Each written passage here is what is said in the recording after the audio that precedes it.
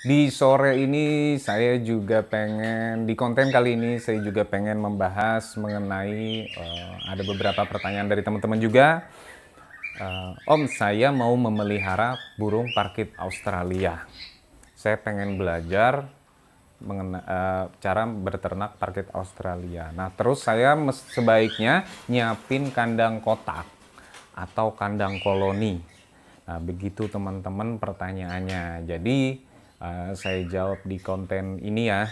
Eh, ini menurut saya ya teman-teman ya. Mungkin dari teman-teman yang senior atau teman-teman lain itu bisa ada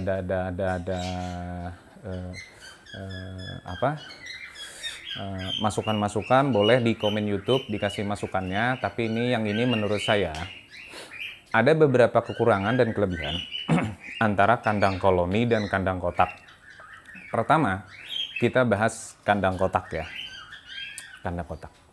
Jadi, di kandang kotak, keuntungannya, kandang kotak itu bisa fokus breeding pada satu jodohnya saja.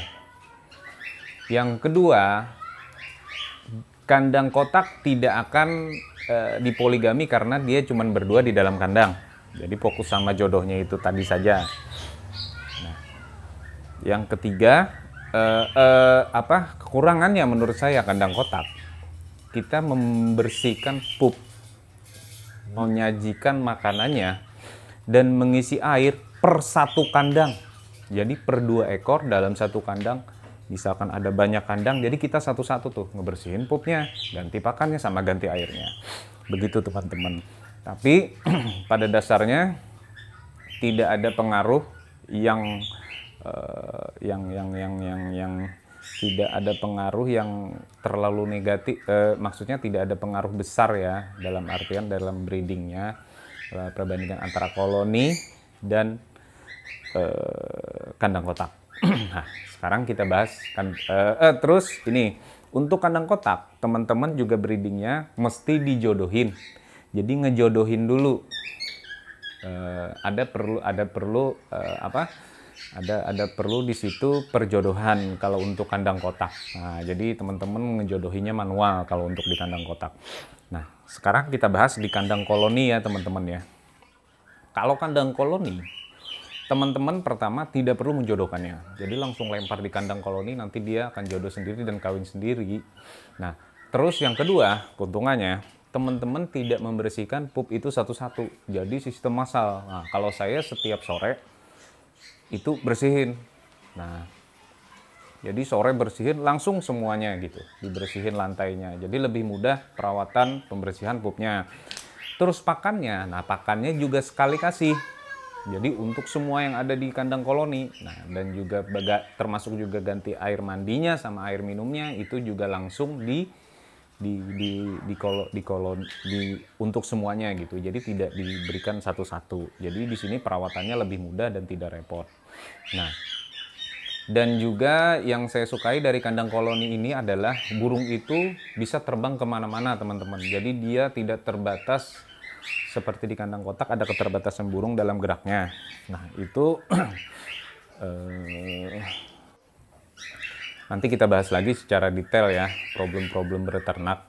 Di video sebelumnya juga sudah ada kok sebenarnya.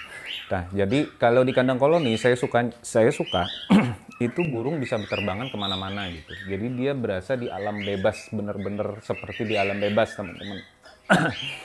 Jadi dia akan banyak gerakan, dia bisa terbang-terbang.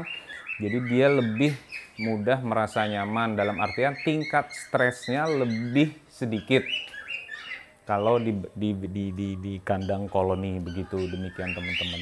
Nah, kekurangannya kalau di kandang koloni kita tidak bisa khususnya ini di burung jantan ya teman-teman ya. Kadang-kadang ada 2 betina. Setahu saya selama saya beternak pup, setahu saya ya teman-teman ya, itu betina jarang sekali, nggak pernah saya nemuin poligami, poliandri gitu ya. Nah, cuman kalau yang jantan itu sering saya lihat poligami. Jadi kita misalkan ada satu yang udah jodoh nih, jantan sama betina. terus ada lagi betina nganggur nih. Nah, kalau misalkan dalam satu glodok kita nggak bisa tahu tuh anakan dari betina yang mana. Nah, kadang-kadang jantan bisa ngawinin bininya sama jantan bisa ngawinin betina lain yang nggak ada jodohnya. Jadi kadang-kadang mereka ada di dalam satu glodok. Nah, di situ kita nggak bisa fokus breeding di dalam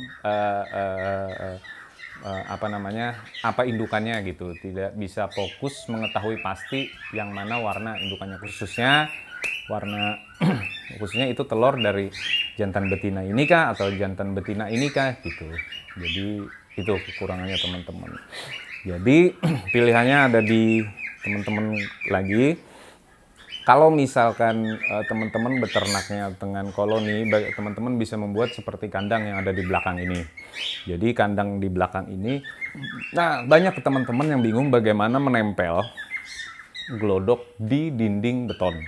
Saran saya, agar lebih mudah, teman-teman bisa gunakan triplek. Nah, triplek juga lebih hangat. Jadi gunakan triplek yang 12 mili ya, yang 12 mili yang tebal. Baru nanti glodok dimasukkan dibor, dikasih baut masuk ke triplek itu. Atau teman-teman yang nggak punya dinding tembok bisa menggunakan triplek tebal itu. Kalau ada tembok bisa langsung ke tembok. Seperti saya ini langsung di tembok. Nah, pada video sebelumnya saya punya tuh video yang waktu saya jalan-jalan ke tempat Pak Haji Bahrani. Jadi beliau juga peternak falk yang ada di Kalimantan Tengah ini. Nah, beliau menggunakan triplek karena beliau tidak mempunyai dinding beton, jadi menggunakan triplek sebagai sandaran untuk glodoknya. Nah, demikian teman-teman sedikit penjelasan saya mengenai teman-teman mau coba beternak falk menggunakan koloni kah atau kandang kotak kah. Demikian teman-teman, jangan lupa subscribe, like, share, dan komen teman-teman. Sampai jumpa di konten berikutnya. Selamat sore, bye-bye.